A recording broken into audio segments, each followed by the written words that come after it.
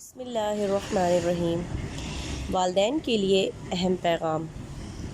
بڑوں کی طرح بچوں کی شخصیت کا احترام بھی بہت ضروری ہے، لیکن بہت کم لوگ بھی اپنے بچوں کی شخصیت کا احترام کرتے ہیں۔ جاہل تو جاہل، بعض تعلیم یافتہ لوگ بھی اس وصف سے محروم ہوتے ہیں۔ وہ قریباً ہر روز ہی بچوں کو بے عزت کرتے ہیں، انہیں ڈانٹ ڈپٹ، چھڑکنے، بات بات پر روک ٹوک، بچوں کے حرکات و سکنات میں عیب نکالنے، انہیں بیوقوف، گدھا، نالائق، نکما، کام چور، ڈھیٹ کہنے سے بچوں کی شخصیت پر بہت برا اثر پڑتا ہے۔ اس قسم کے حالات سے بعض اوقات بچے کے دل میں والدین کے خلاف ایسی گہری نفرت پیدا ہو جاتی ہے کہ عام طور پر آخر عمر تک دور نہیں ہو سکتی۔ گویا ہم اپنے بچوں کی توہین کر کے آنے والے وقت میں ان کے سامنے دوسروں کی توہین کرنے کے اسباب پیدا کرتے ہیں۔ بچوں میں موازنہ کرنے کے بجائے ان کی حوصلہ افزائی کی جائے تاکہ وہ ہر کام دل جمعی اور بھرپور محنت سے کریں۔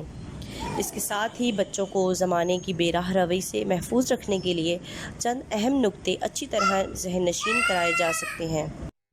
بچوں کی سرگرمیوں پر نظر رکھیں کہ وہ کس کے ساتھ کون سا کھیل کھیل رہے ہیں۔ کبھی بھی بچوں کو کسی سے زبردستی ملنے پر مجبور نہ کریں، اور اگر وہ کسی سے ملنے کے خواہاں ہوں تو ان پر ہمیشہ نظر رکھیں۔ اگر بچے کی زندگی میں ایک دم کوئی تبدیلی محسوس کریں، مثلاً مزاج میں چڑچڑاپن یا ایک دم خاموش ہو جانا، تو اس کی وجہ لازمی معلوم کریں۔ اپنے بچوں کو جنسی معاملات کے حوالے سے خود آگاہی دیں، ورنہ دوسرے انہیں غلط راہ پر لگا سکتے ہیں۔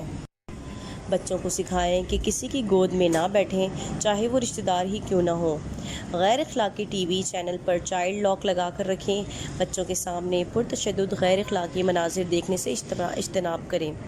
بچوں کے سامنے لباس تبدیل کرنے سے بھی گریز کریں۔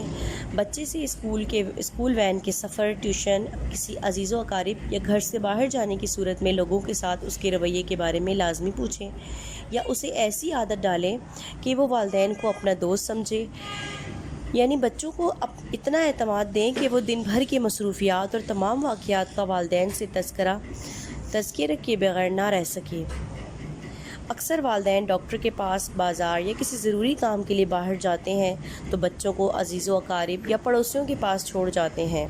کوشش کریں کہ بچوں کو پڑوس یا کسی دور پڑے کے عزیز کے پاس چھوڑنے کے بجائے اسے اپنے ہی ساتھ رکھیں۔ اگر بچہ کسی کے متعلق نامعقول حرکات کی شکایت کرے تو خاموش رہنے کے بجائے اس پر ایکشن ضرور لیں۔ بچوں کے رویے سمجھنے کی کوشش کریں۔ ہر بچے کا الگ مزاج ہوتا ہے، لہٰذا بچے کو اس کے مزاج کے مطابق ڈیل کریں۔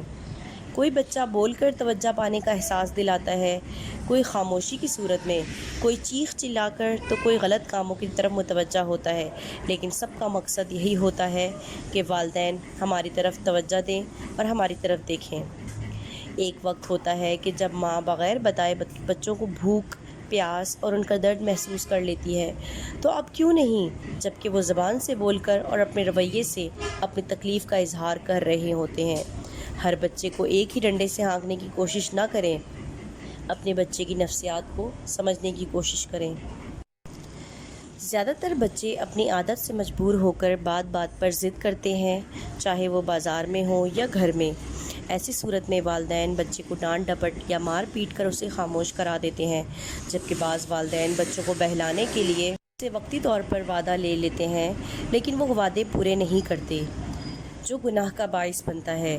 اس سے بچہ اپنے والدین کو وعدہ خلاف گردانتا ہے، اور یہی تاثر قائم ہوتا ہے کہ امی یا ابو اپنی مصروفیت کے تحت ہی صحیح وعدہ پورا نہیں کرتے، لیکن اس کے برعکس اپنے بچے سے کیے ہوئے وعدے کو پورا کر کے والدین اس کا دل جیت سکتے ہیں۔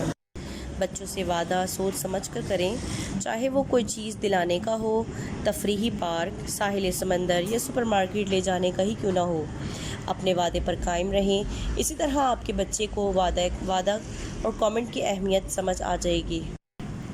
ہر بچے میں اپنے بڑوں کے لیے احترام اور فرمانبرداری کا جذبہ پایا جاتا ہے۔ اگر بچے میں یہ فطرت نہ ہو تو سماج میں اس کا جینا دشوار ہو جائے۔ بچے ان کا احترام اور فرمانبرداری زیادہ کرتے ہیں جن سے وہ متاثر یا پھر محبت اور عقیدت ہوتی ہے۔ اکثر بچے اپنا سخت مزاج استاد کا مذاق بنانے کے علاوہ ان کی اوٹ پٹانگ نام رکھ لیتے ہیں۔ وہاں بھی بچوں کی اصلاح کی ضرورت ہے۔